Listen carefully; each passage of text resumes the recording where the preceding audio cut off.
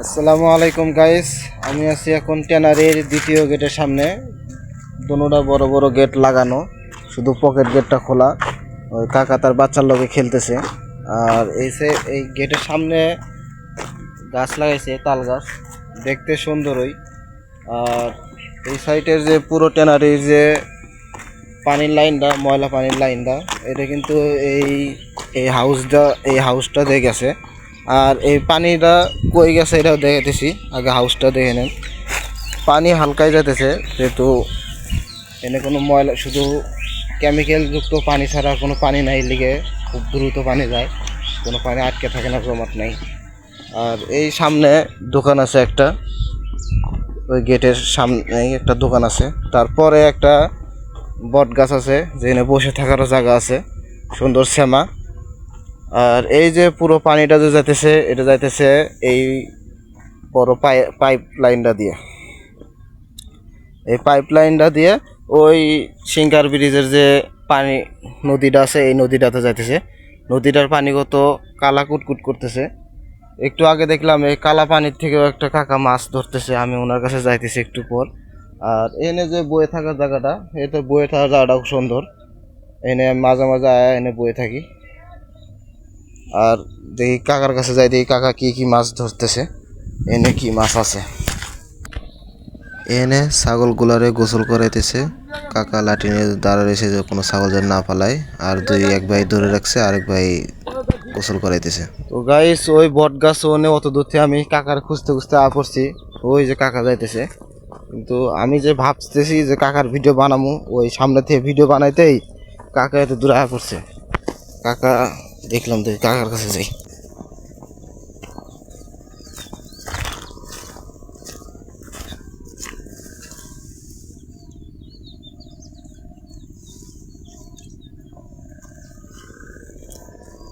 এই মাছগুলো দেখা দেখা মাছগুলো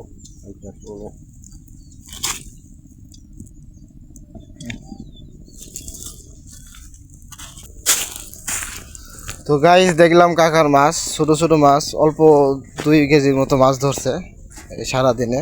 করতেছে কাকা, করতেছে মাছ আয় না, কালকা আমো। আজকে মাছ উঠতেছে না, কালকা আবার আমো। আর কাকার যে পাতিলের উপরে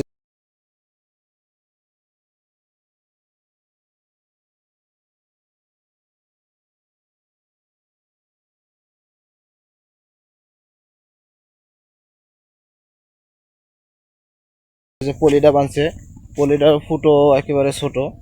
ওই ছোট ফুটো যাতে ক্যামেরাতে দেখাতে পারতেছি না, দেখাতে পারছি না যে মাছগুলা। যদি লাইট জ্বালাইতাম তাহলে দেখতে পারতাম। ততক্ষণে কাকা গেছে অনেক সামনে, কিন্তু 2 কেজির মতো মাছ ধরছে। কাকা করতেছে আজকে ভালো মাছ উঠছে না, কালকে আবার আইব। তো এত কেমিক্যাল যুক্ত পানিতেও মাছ থাকে, মাছ ওঠে। এই মাছ মানুষে খাইতেছে, এর না এর আরও কত কেমিক্যাল যুক্ত খাবার আমরা খাইতেছি। এটা তো শুধু মাছই যা পানিতে আছে।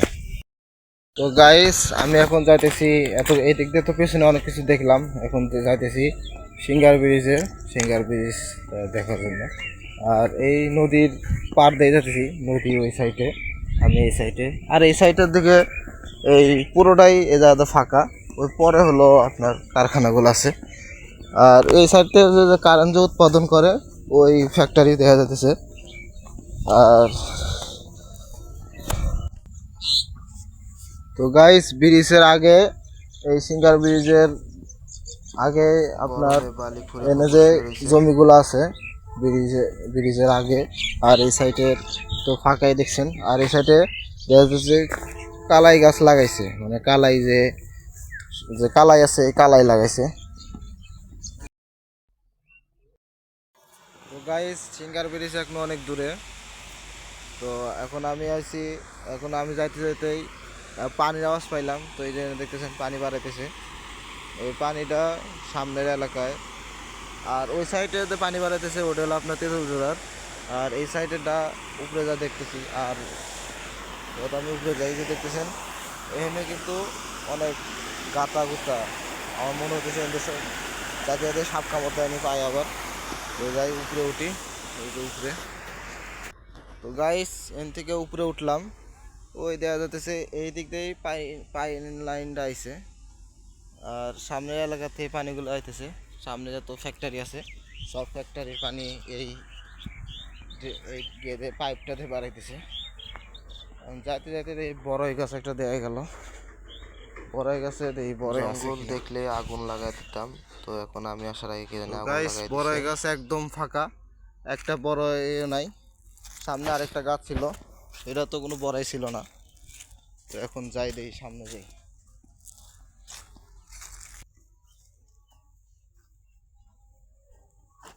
গাইস এনে ব্রিজের আগে ফুলকপি পাতাকপি কাটছে। ফুলকপি বেশিরভাগ উঠানো শেষ, শুধু পাতাকপি রয়ে গেছে একটু। আর এই দেখতেছেন রাস্তায় কত ময়লা, ময়লা আরো ফেলাইতে আছে। আর এনে টোকাই দেওয়া যায়, যারা কিনা বোতল কুড়ায় তাদের জন্য এই জায়গাটা অনেক বিখ্যাত।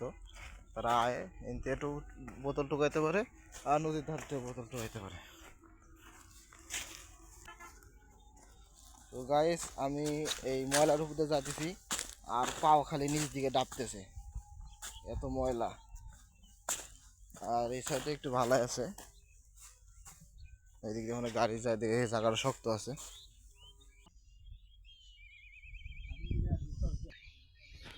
আগে এরকম বেশ কয়েকটা ঘর ছিল, এখন তা নাই, এখন তারা অন্য জায়গায় চলে গেছে। জায়গাটা ফাঁকা পড়ে রয়েছে, এনতে মনে হয় শয়তানে বাসা বাঁধছে, এদিকে বট গাছ কিভাবে ঝুলায় রয়েছে।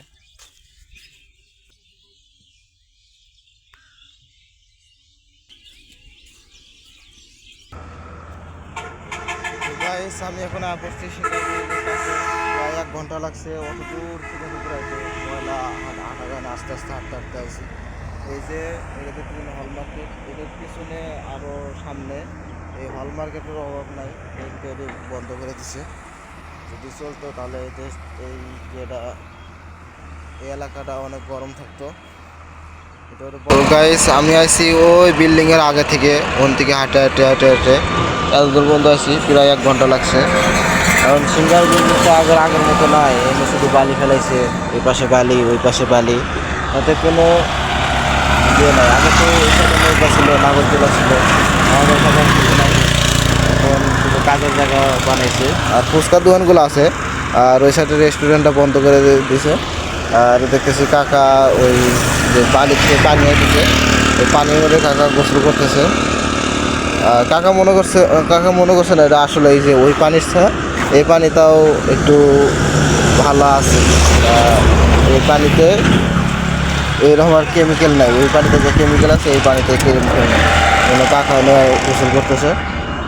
আর তো গাইস চলতে চলতে একবারে শেষ মাথায় এলাম।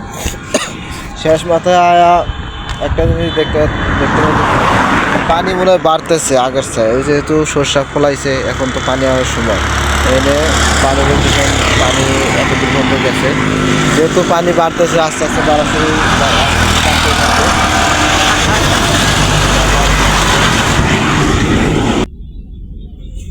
তো গাইস ওই সাইড দিয়ে ব্রিজের এখন আমি নিচে আছি, এখন একটু শ্যামা দরকার, যেহেতু রোজা রাখছি এই শ্যামার নিচে বসি।